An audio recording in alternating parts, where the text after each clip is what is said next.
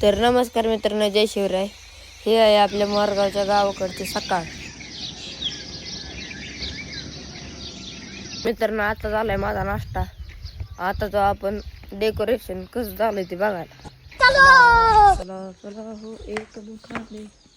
वाडीतले माझे भाऊ रात्री 1 वाजेपर्यंत डेकोरेशन करत होते आणि आता सकाळी 5 वाजता मोर्याला पाणी घालायला गेलेत. आता झालंय थोडंच, पण करतील पोरं नंतर वाडीतली. आता अध्यक्षांच्या घरी गेलतो. अध्यक्ष गेल्यात आपल्या मोर्याला पाणी घालायला. जाऊन दे, आता थोड्या वेळ येऊ अध्यक्ष आले. मित्रांनो, मम्मीने मला फुलं आणायला लावलेली.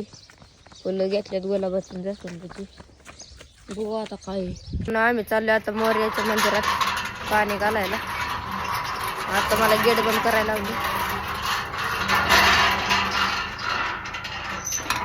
चला आता जाऊ. या कुंडातून पाणी नेऊन आपल्या मोर्याला पाणी घातलं जाते. आता हे कुंड जाणार आहे मोर्याला पाणी घालायला. मग आम्ही गेलो मंदिरात. एवढ्या 2-3 लाईनी मोकळ्या होत्या. आता बघा गर्दी. आता गर्दीच गर्दी. आता आत गेल्या बघू कसा आहे विषय. बाहेर प्रसाद पण होता. त्यांना आताच मी आलोय दर्शन करून. आता चाललोय आम्ही पारगावला, कारण आपल्याला पारगावला पण गणपती बसवायचा आहे.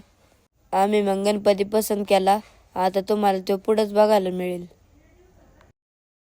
मग आम्ही बाप्पाला घरी घेऊन आलो.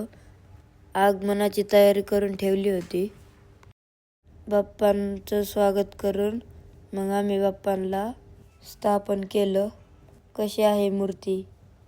तर कसा वाटला आपला गावाकडचा आणि गणपती बाप्पांचा ब्लॉग कमेंटमध्ये नक्की सांगा. तर भेटूया आता उद्याच्या ब्लॉगमध्ये. रामकृष्ण हरी मोरया.